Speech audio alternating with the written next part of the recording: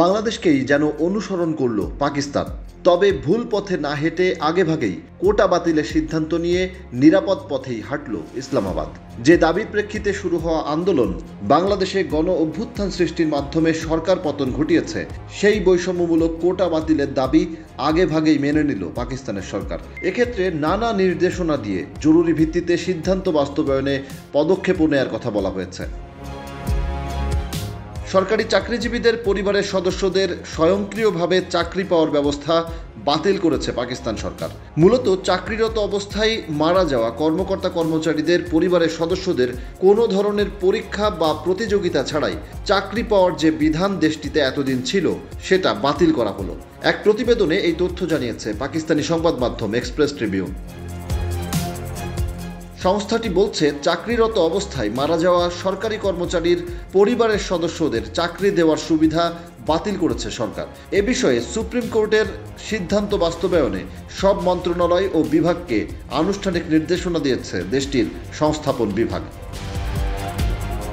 সংস্থাপন বিভাগের জারি করা বিজ্ঞপ্তি অনুসারে 2024 সালের 18 অক্টোবর দেওয়া সুপ্রিম কোর্টের রায় মেনে কর্মকর্তা কর্মচারীদের পরিবারের সদস্যদের চাকরি পাওয়ার এই সুবিধাটি প্রত্যাহার করা হয়েছে।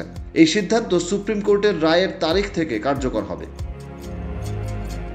তবে মৃত কর্মচারীদের পরিবারের সদস্যরা এখনও প্রধানমন্ত্রীর সহায়তা প্যাকেজের অধীনে অন্যান্য সুবিধার জন্য যোগ্য থাকবেন। স্মারকলিপিতে স্পষ্ট করা হয়েছে, সন্ত্রাসী হামলায় প্রাণ হারানো আইনশৃঙ্খলা বাহিনীর সদস্যদের পরিবারের জন্য এই সিদ্ধান্ত প্রযোজ্য হবে না। এছাড়া সুপ্রিম কোর্টের সিদ্ধান্তের আগে সম্পন্ন করা নিয়োগগুলোও এই রায়ের কারণে প্রভাবিত হবে না। সরকারের এই সিদ্ধান্তের প্রেক্ষিতে নতুন নীতিমালা কঠোরভাবে বাস্তবায়নের জন্য সব মন্ত্রণালয় ও বিভাগকে নির্দেশ দেওয়া হয়েছে। গত বছর পাকিস্তানের সুপ্রিম কোর্ট দেশটির সরকারি কর্মচারীদের পরিবারের সদস্যদের জন্য সরকারি চাকরির কোটা প্রকল্পকে বৈষম্যমূলক এবং অসাংবিধানিক ঘোষণা করে বাতিল করার রায় দেয়। অতীতে এই প্রকল্পের অধীনে কোনো মৃত কর্মচারীর বিধবা স্ত্রী বা স্বামী বা চিকিৎসাগতভাবে অবসরপ্রাপ্ত কর্মচারীর সন্তানকে উন্মুক্ত প্রতিযোগিতা বা যোগ্যতা ভিত্তিক নির্বাচনী পরীক্ষার প্রয়োজন ছাড়াই কোনো একটি সরকারি পদে নিয়োগ দেওয়া হতো।